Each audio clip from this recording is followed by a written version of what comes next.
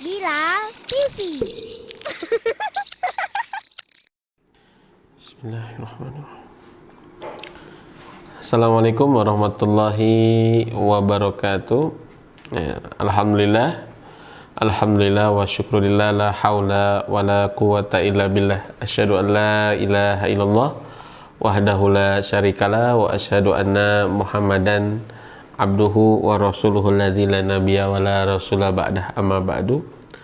Allahumma la sahla illa ma ja'altahu sahla wa anta taj'alul hazna idza syi'ta sahla. Subhanaka la ilma lana illa ma 'allamtana innaka antal alimul hakim. Alhamdulillah, ayah, bunda, abi, umi, ya sahabat Bilal TV yang sama-sama mengharap ridha Allah Subhanahu wa taala.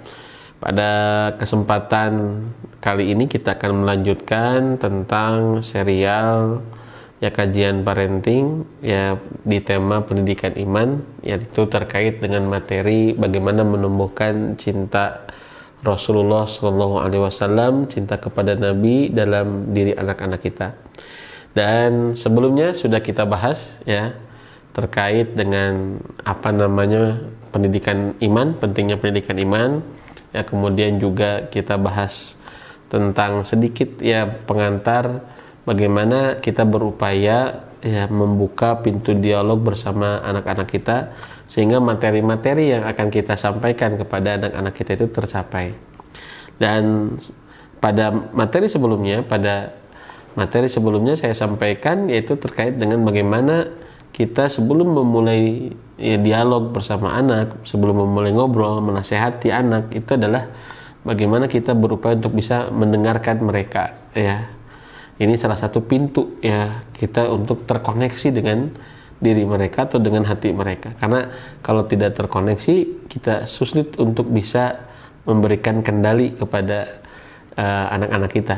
Lalu kalau kita tidak bisa terkoneksi, bagaimana kita bisa menanamkan nilai-nilai keimanan itu pada diri anak-anak kita? Ini penting banget. Nah, ada beberapa contoh dari Rasulullah SAW selain mendengarkan ya, bagaimana Rasulullah memulai pintu-pintu dialog bersama para sahabat. Contoh misalkan Rasulullah menggugah dengan pertanyaan ya. Misalkan Rasulullah mengatakan kepada para sahabat, atadruna anil muflis misalkan ya, apakah kalian mengetahui siapa orang yang rugi itu misalkan ya. Itu Rasulullah bertanya ya. Nah, metode bertanya itu ya kalau kita lihat ini sederhana, tetapi itulah yang akan memberikan perhatian dalam di dalam diri orang-orang yang akan kita ajak bicara. Dalam hal ini adalah anak-anak kita gitu ya. Jadi kalau kita nanya itu seolah-olah meminta perhatian gitu ya. Jadi tidak perhatikan, nah nggak begitu gitu ya. Jadi pertanyaan itu ya membuat orang itu lebih fokus kepada obrolan yang akan kita berikan kepada mereka gitu ya. Dan ini pun kalau kita lihat bukan hanya Nabi Muhammad SAW kepada para sahabat, termasuk ini adalah uslub Al-Quran atau gaya bahasa Al-Quran ya kepada hamba-hamba Allah ya. Dan itulah yang diajarkan oleh Allah kepada Nabi Muhammad SAW atau kepada para nabi yang lain gitu ya. Sebagaimana misalkan Nabi Musa diajarkan oleh Allah misalkan kepada Fir'aun ya, halaka anta zakka misalkan ya, apakah kamu punya keinginan untuk membersihkan diri gitu. Jadi metode tanya ini sederhana ya.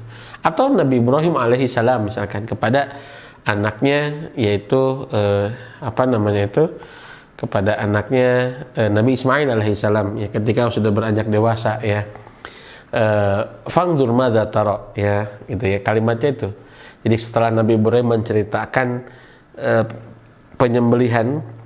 perintah menyembelih anaknya ya dari Allah Subhanahu wa taala, itu sebagai sebuah kewajiban bukan pilihan, tapi Nabi Ibrahim kemudian memberikan kalimat tanya kepada anaknya ini ya, tidak langsung ujuk-ujuk ya mengatakan anaknya, siap nak, kamu, ayah akan sembelih kamu gitu ya, enggak begitu. Tapi Nabi Ibrahim alaihissalam kemudian mengatakan fangzur madza tara ya, bagaimana pendapatmu, bagaimana menurutmu gitu ya. Ini Nabi Ismail diajak juga bicara. Nah, kalimat tanya ini bisa kita praktekkan kepada anak-anak kita ya. boleh nggak bunda berkisah misalkan, ya, pengen tahu nggak apa namanya siapa misalkan nabi yang bisa bicara semenjak bayi misalkan. Itu pertanyaan-pertanyaan itu sederhana, tapi itu menjadi pembuka dialog kita bersama anak-anak kita dalam melakukan proses pendidikan iman, ya, menanamkan nilai-nilai keimanan ya pada anak-anak kita, ya. Jadi dengan tanya itu ya, menggugah perhatian mereka dengan pertanyaan itu, baru yang lainnya, ya. Atau Nabi Shallallahu Alaihi Wasallam kadang menyampaikan berbagai kisah ya kepada para sahabat, gitu ya. Misalkan menceritakan bagaimana seorang laki-laki yang memberi minum seekor anjing dengan sepatunya hingga dia bisa masuk surga misalkan. Itu kisah-kisah. Atau Nabi mengatakan tentang 3 bayi yang bisa bicara gitu kan. Ya, ini kisah. Ya, kisah ini adalah kekuatan. Maka dialog melalui kisah ini bisa menjadi metode kita dalam menanamkan nilai-nilai keimanan kepada anak-anak kita, ya. Ini tentang kisah, ya. Kemudian juga ketika sedang bertamasya atau naik kendaraan di tengah perjalanan misalkan, ya, naik kendaraan di tengah perjalanan, itu Nabi memberikan nasihat. Nah, ini penting ketika misalkan ayah bunda bisa ketika nganter anaknya ya, di motor ataupun di mobil, kita bisa bercerita misalkan, ya, kita bisa berkisah, kita bisa nanya, bisa dialog. Ini kita bisa lakukan. Karena itu pula yang dilakukan oleh Nabi Muhammad SAW itu ya. Ketika di kendaraan sampai bertanya kepada Abdullah bin Abbas radhiyallahu anhuma, ya ghulam inni u'allimuka bi kalimat misalkan, ya, wahai anakku, ya, aku akan mengajarkan kamu beberapa kalimat. Ihfadzillah yahfadzka, ihfadzillah tajidhu tujahaka, itu ya. Jagalah Allah, Allah akan menjagamu. Jagalah Allah, nanti kamu akan mendapatkan petunjuk dari Allah, gitu ya. Atau Allah akan memberikan petunjuk kepadamu. Jadi kalimat ini diajarkan oleh Allah, oleh Rasulullah SAW itu di kendaraan. Ya, jadi kita bisa membuka dialog-dialog iman ini di kendaraan. Ya. Kemudian juga contoh yang lain dalam riwayat yang lain misalkan bagaimana Abu Dzar ya menceritakan bahwa Rasulullah SAW menunggang keledai dan dia menyuruh aku naik di belakangnya, ya, menyuruh Abu Dzar, lalu berkata, wahai Abu Dzar, apa pendapatmu jika manusia dilanda kelaparan, ya, kelaparan berat, sementara engkau tidak sanggup untuk bangkit dari tempat tidurmu ke masjid, apa yang akan kau lakukan, gitu ya. Jadi Nabi berkata, wahai Abu Dzar, apa pendapatmu jika manusia dilanda kelaparan yang berat, sementara kau tidak sanggup untuk bangkit dari tempat tidurmu ke masjid, apa yang akan kau lakukan? Nah, ini. Jadi ini Rasulullah sedang menunggang keledai dan Abu Dzar di belakangnya. Maka kata Abu Dzar, Allah dan Rasulnya yang paling tahu, Allah wa Rasuluhu a'lam. Ya, dia berkata, jauhkan dirimu dari meminta-minta kepada manusia. Ya, jangan menyulitkan orang lain, ya, sementara orang lain pun dalam kesulitan. Nah, ini dikisahkan oleh Abu Dzar ketika Abu Dzar ada dibonceng oleh Nabi Muhammad SAW, ya. Jadi dalam kendaraan ini sederhana, maka direncanakan, ya bunda sekalian, obrolan ringan, dialog iman ringan ini, gitu ya. Tidak mesti harus diformalkan, gitu ya.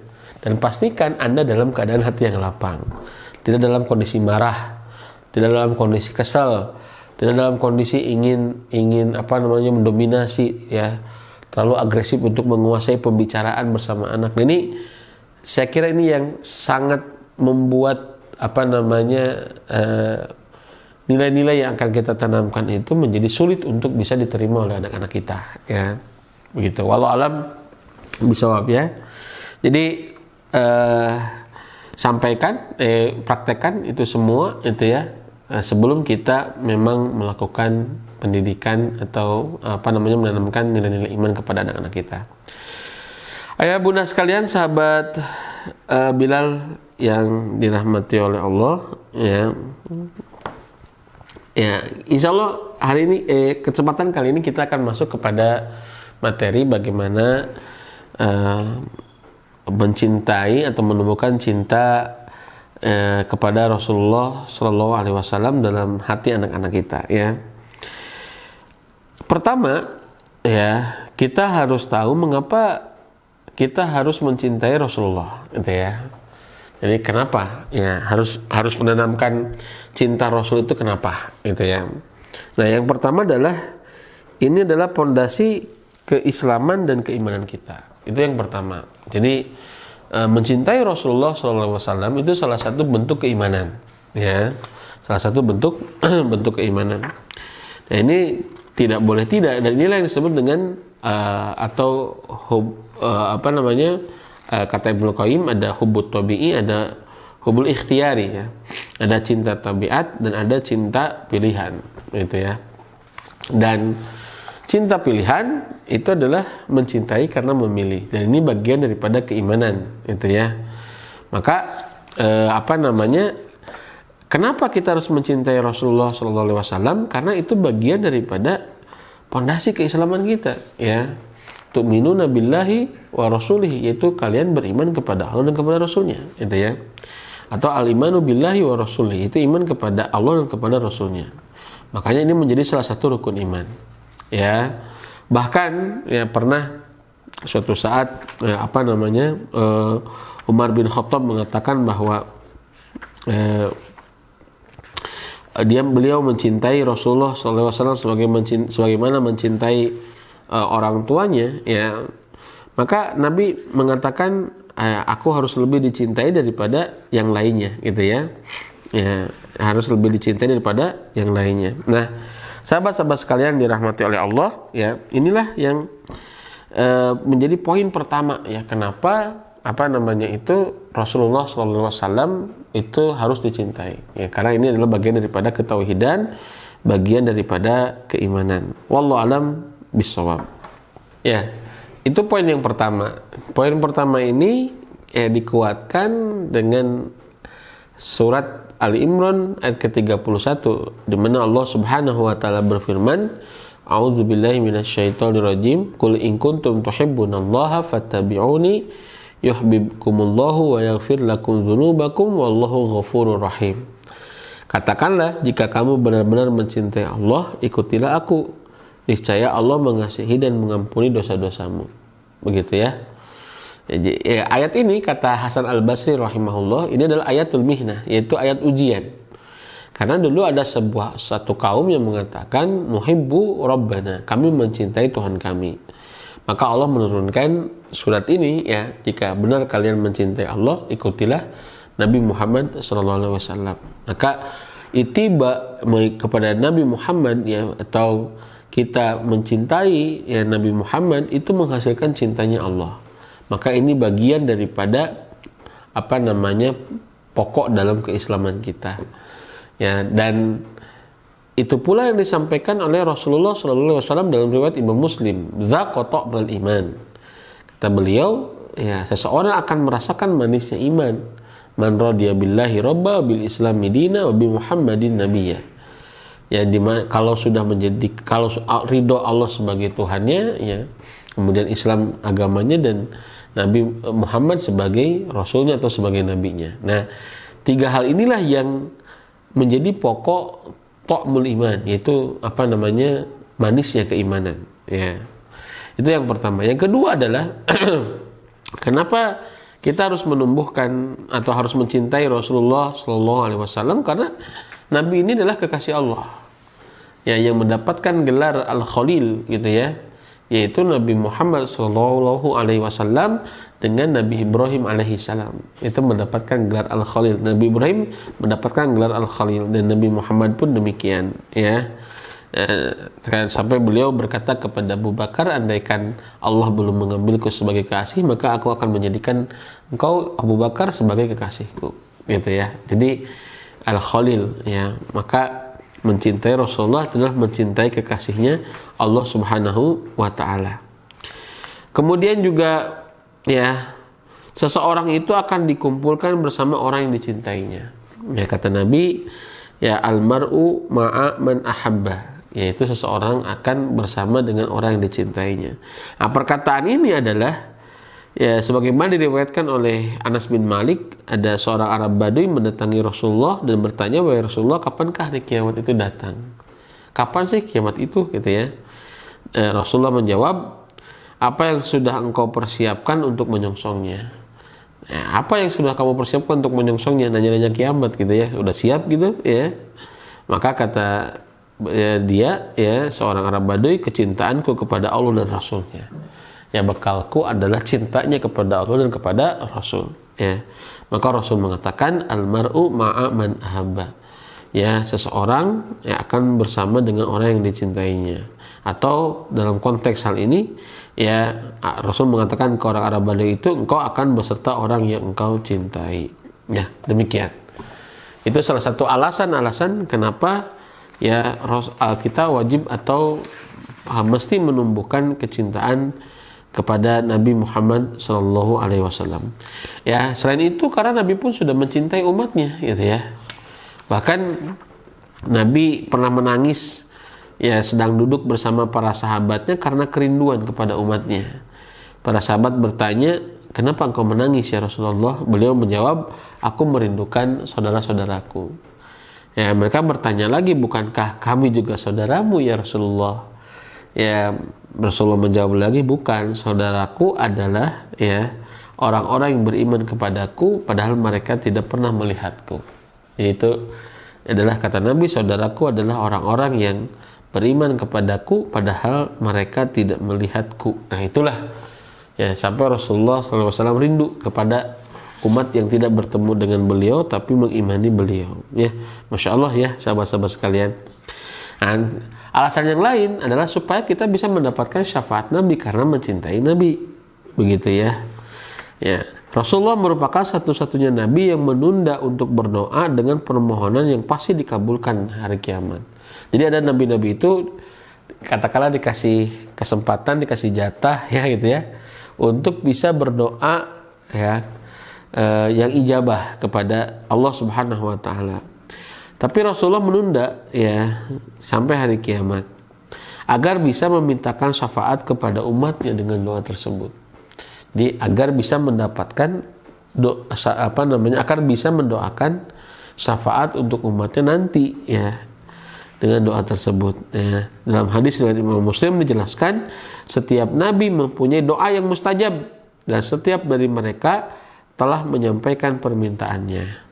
Sedangkan aku menunda permintaanku agar bisa memohonkan syafaat bagi umatku di hari kiamat. Masya Allah. Inilah kecintaan Nabi kepada umatnya ya. Jadi sekali lagi, setiap Nabi mempunyai sebuah doa yang mustajab ya, dan setiap dari mereka telah menyampaikan permintaannya. Semua Nabi, setiap Nabi sudah menyampaikannya. Sedangkan aku, kata Nabi, menunda permintaanku agar bisa memohonkan syafaat bagi umatku. Masya Allah ya. Ya sampai Nabi itu ya akan menunggu di tepi sirat gitu ya, nantinya jembatan yang melintasi di atas neraka ya. Jadi umatnya melintasi ya di sirat itu ya sampai Nabi berdoa, "Ya Rabbi, selamatkan mereka gitu ya. Jadi luar biasa. Inilah kecintaan Nabi kepada umatnya. Maka kita pun layak untuk mencintai beliau ya. Kita pun wajib mencintai beliau ya supaya kita mendapatkan syafaat nanti ya di padang mahsyar ataupun di hari kiamat. Ya wallahu alam bishawab.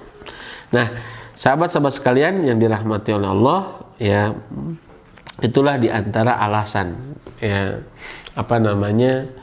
kenapa kita mencintai Nabi Muhammad SAW dan kenapa harus diajarkan kepada anak semenjak dini ya, supaya tumbuhlah rasa cinta mereka kepada Nabi gitu ya, supaya mereka mendapatkan satu model gitu ya, satu contoh ya.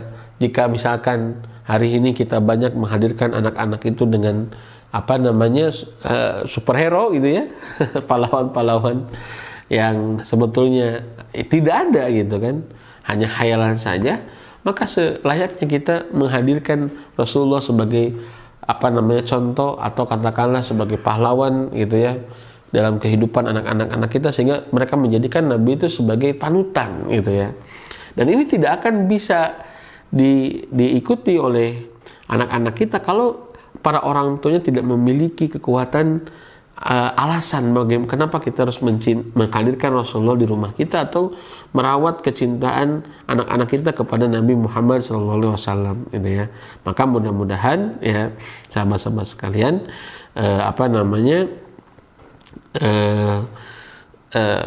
alasan-alasan tersebut yang membuat kita semakin yakin pentingnya tentang bagaimana mencintai atau menumbuhkan cinta dalam anak-anak kita kepada Nabi Muhammad SAW. Insya Allah kita akan lanjutkan ya tentang seperti apa dan bagaimana ya di episode selanjutnya. Barakallahu fikum. Assalamualaikum warahmatullahi wabarakatuh.